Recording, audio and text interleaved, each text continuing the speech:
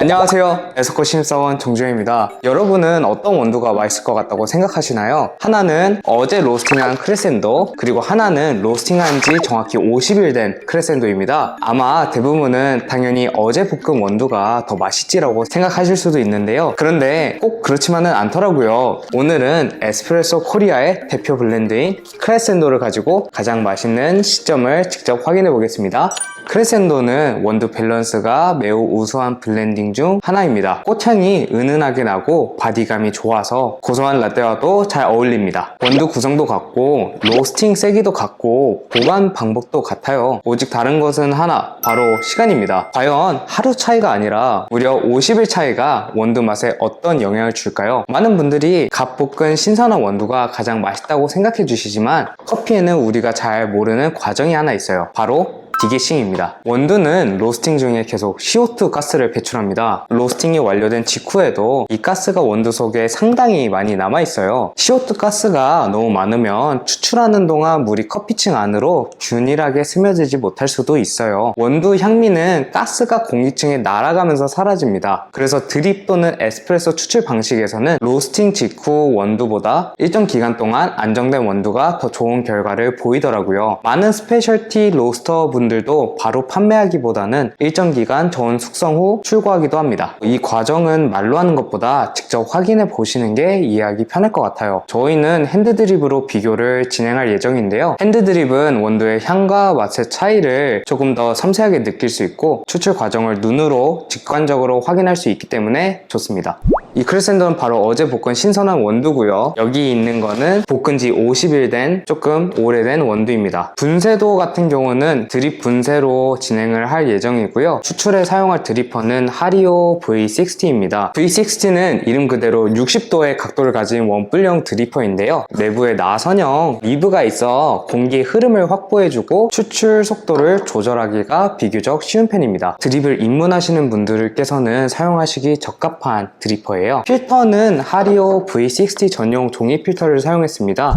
일단 원두를 여기다가 갈아서 왔는데요. 여기에 보이는 거는 갓볶은 원두고요. 여기 있는 거는 볶은 지 50일 된 원두예요. 그래서 육안으로 봤을 때는 갓볶은 원두 같은 경우에는 조금 더 뭉친 게 있고 볶은 지 50일 된 원두 같은 경우에는 조금 더 건조한 느낌이 나는 것 같습니다. 이제 추출해 보겠습니다. 20g을 넣어주고요.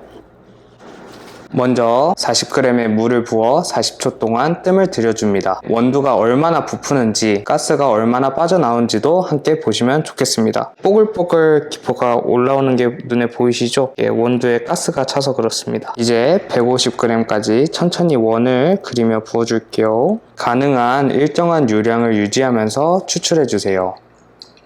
다음으로 240g까지 이어서 추출합니다. 계속 일정한 높이를 유지하는 것이 중요합니다. 마지막으로 총 320g까지 물을 부어 마무리하겠습니다.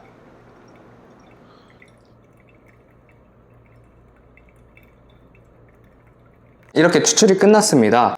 일단은 추출을 해보면서 느낀 점은 향부터가 다르고요. 먼저 갓볶음 원두 같은 경우는 추출하면서 향이 조금 더 진하게 올라오는 경향이 있었습니다. 하지만 볶은 지 얼마 되지 않아서 가스 향도 조금씩 나서 톡 쏘는 듯한 느낌을 받았는데요. 50일 된 원두 같은 경우에는 톡 쏘는 향은 오히려 줄어들고 안정적인 향만 남았습니다. 맛 한번 볼게요. 이 친구가 50일 된 원두, 이 친구가 갓볶음 원두입니다.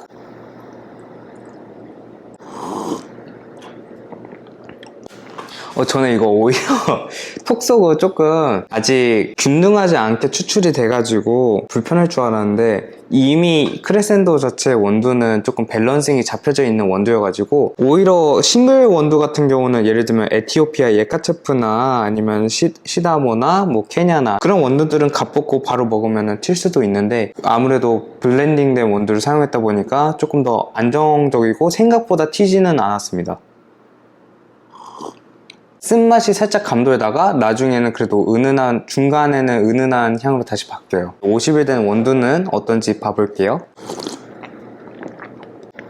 와, 진짜 다르다. 진짜 맛 자체가 일단 너무 달라요. 그냥 첫입 마시자마자 너무 부드럽고 중간에 향이 막 강하게 도드라진다 그런 게 아니라 보드랍게 감싸는 느낌의 향이어가지고 너무 좋습니다. 50일 됐다고 해가지고 향이 좀 빠져있을 줄 알았는데 전혀 그런 건 아니고 되게 괜찮아요. 이 친구는 약간 일주일 내지 2주일 정도는 더 둬야 될 것 같은 원두인데 방지턱을 그냥 덜컹하면서 올라갔다 내려가는 정도의 느낌이라면은 이 친구는 그냥 스무스한 고속도로를 달리는 듯한 느낌이 강한 것 같습니다. 아니 저는 이게 50일 정도 지났으니까 맛없는 원두 같아요 약간 이런 느낌도 강하단 말이에요. 근데 저는 좀 놀랬어요. 이거 너무 맛있는데요?